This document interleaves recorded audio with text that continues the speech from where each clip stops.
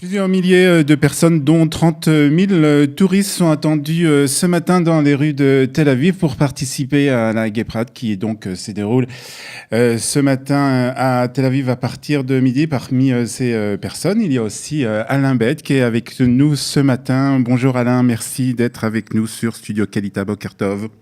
Bonjour. Alors Alain, vous êtes le président de l'association des homosexuels et lesbiennes de France, Bet Haverim, et vous participez donc, vous êtes arrivé hier à Tel Aviv pour participer à cette Gay Pride. D'abord, c'est la première fois que vous participez à cette marche?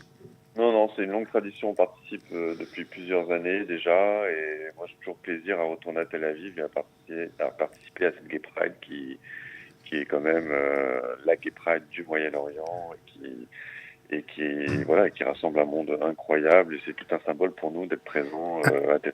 Alors justement, pourquoi c'est important pour vous, vous parlez de symbole, pourquoi c'est important pour vous de participer à cette marche? Parce que en tant que, comme vous l'avez dit, moi je suis président des Juifs alors, LGBT, pas Oui, seulement gays et lesbiennes, mais bi et d'accord. trans. Donc on a aussi des billets trans qui sont avec nous. C'est parce qu'on est justement, c'est l'État hébreu. On est et que vous savez en France, lorsqu'on représente les Juifs LGBT, c'est quelque chose pour lequel on a du mal un petit peu à avoir de la visibilité et Mhm. avoir aussi un dialogue avec les instances religieuses. Et ici, ça semble tellement plus naturel.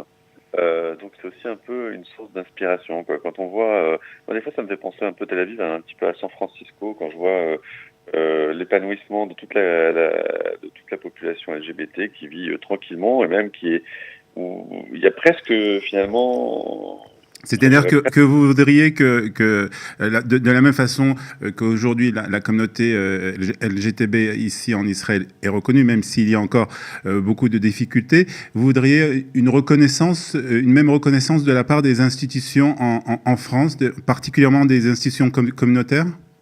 oui, ben voilà, alors, on y travaille, mais c'est très difficile. Et pour beaucoup, en France, on dit mais de toute façon vous êtes gay, pourquoi vous cherchez l'approbation des religieux? C'est pas qu'on cherche l'approbation des religieux, mais on nous enferme dans une logique un peu d'opposition entre LGBT et le monde religieux. Hmm. Et je trouve qu'il n'y a pas forcément une opposition et qu'on peut avoir une pratique et en même temps être LGBT. Et je trouve que d'ailleurs là, ce qui s'est passé récemment et qui a mis tout le milieu religieux en émoi, le mariage du petit-fils du rabbin On va dire Obadia, SF. ouais, Obadia Yosef, ben, c'est quelque chose d'extraordinaire. Là, tout d'un coup, tout le monde se rend compte, ah ben, même le petit-fils du rabbin Obadia Yosef, finalement, il est gay, il se marie avec quelqu'un, et en plus, le mariage va être célébré par une femme rabbin. Donc, je pense qu'il y a eu aussi Mais est-ce que vous pouvez comprendre, est-ce que vous pouvez comprendre quand même que ce genre d'action ou ce genre de choses peuvent quand même créer un certain malaise dans la communauté religieuse? oui, je comprends, mais après, pourquoi il y a un malaise dans la communauté religieuse? C'est parce qu'elle n'est pas habituée à réfléchir sur ce sujet.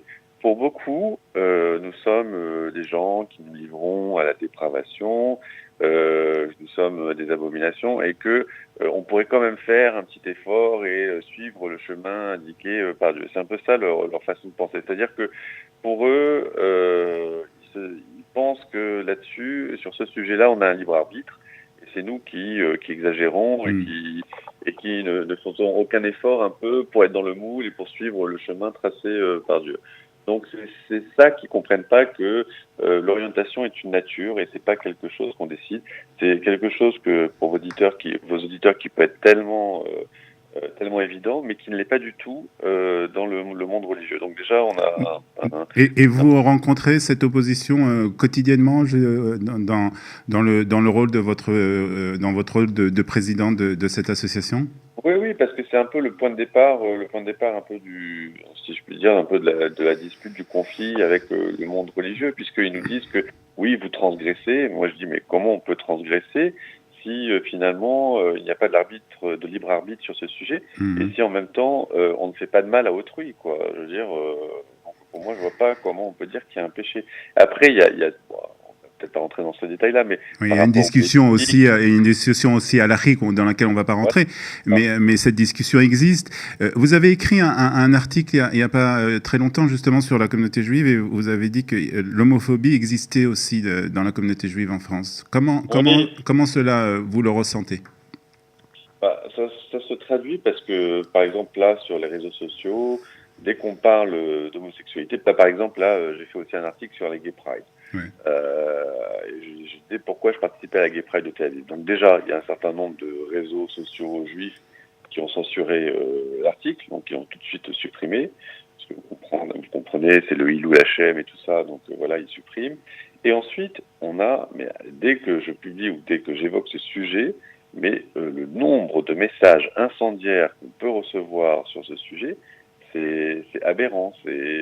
Ça fait peur parce que je me rends compte, avec ça, c'est un peu un révélateur, ça montre qu'il y a aussi une Parce partie que d'intégrisme dans la même communauté juive française. Ils nous disent oui, non mais vous savez, normalement c'est la mort pour ça, c'est une abomination. Enfin, plein de choses comme ça. Et après, j'en dis, mais vous vous rendez compte de ce qu'ils me disent? Ah, mais c'est pas moi qui dis ça, c'est la Torah qui dit, mais ça ne vous empêche pas de réfléchir, quoi. Et donc, les gens se cachent derrière la Torah tout en disant que c'est quelque chose d'inacceptable, d'abominable, qu'il y a la peine de mort pour ça. Et j'en passe sur tout ce qu'on peut nous dire, quoi. Et que oui, qu'il faut nous guérir. Alors oui, le mot de la guérison est très... alors, vous parlez beaucoup des réseaux sociaux, vous parlez de la réaction des personnes sur Internet. Est-ce qu'il y a quand même, au niveau institutionnel, je dirais, au niveau des institutions, au niveau aussi peut-être des autorités rabbiniques en France, est-ce qu'il y a un dialogue entre vous et eux? Alors, il y a un dialogue qui se fait, qui Parce est que pas... est-ce que la solution justement, ce n'est pas justement d'avoir un dialogue et d'essayer de passer par ces autorités religieuses pour essayer justement de calmer les esprits?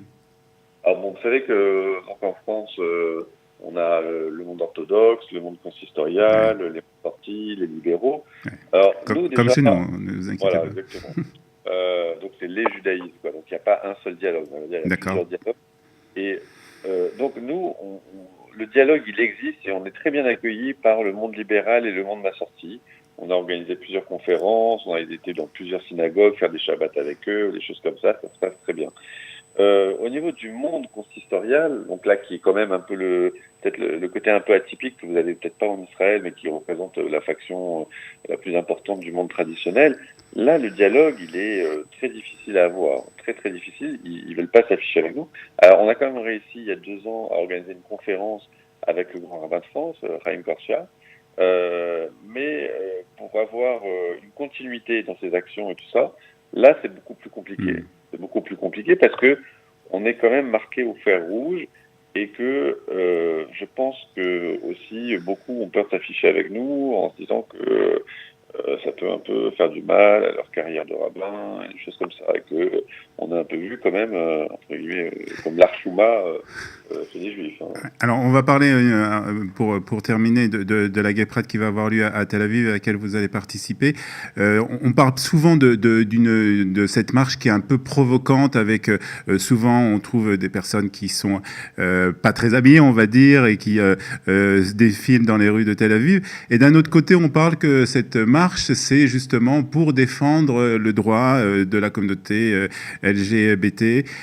Est-ce qu'il n'y a pas une dissonance entre le fait justement que ces personnes défilent de cette façon provocante et qu'ils veulent défendre les droits de cette communauté? Est-ce que ça ne dessert pas un peu la communauté LGBT?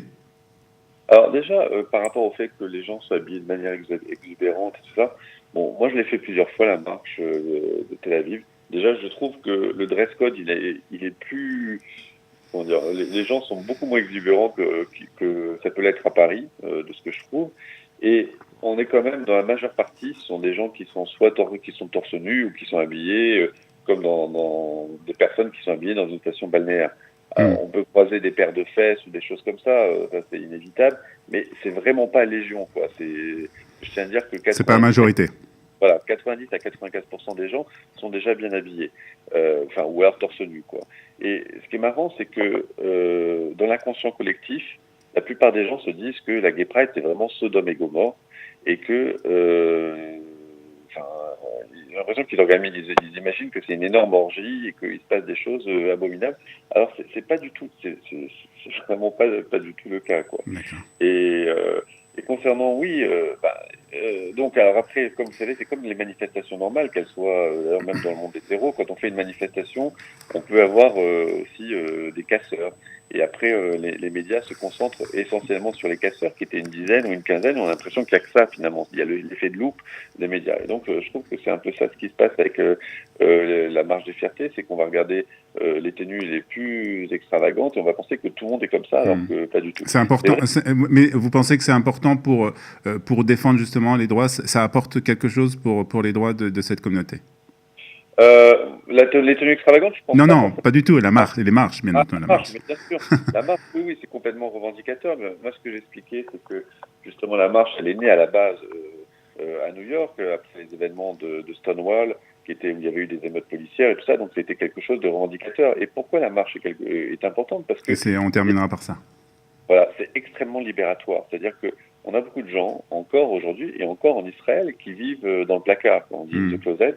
Et aussi, vous savez, quand on a une population qui est un peu discriminée, ségrégée, quand on entend souvent sale PD ou des choses comme ça, tout d'un coup sortir à la face de tout le monde, défiler en étant tous unis et dire non, c'est une libération.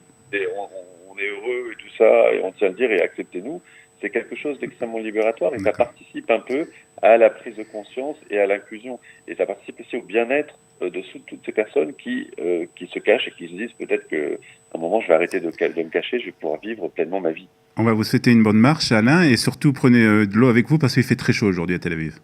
Merci beaucoup. Bonne journée à vous, Shabbat Shalom, Alain. Merci beaucoup d'avoir été avec nous ce matin. 8h25 dans quelques instants, Eliana Gerfinkel pour Un jour, notre histoire.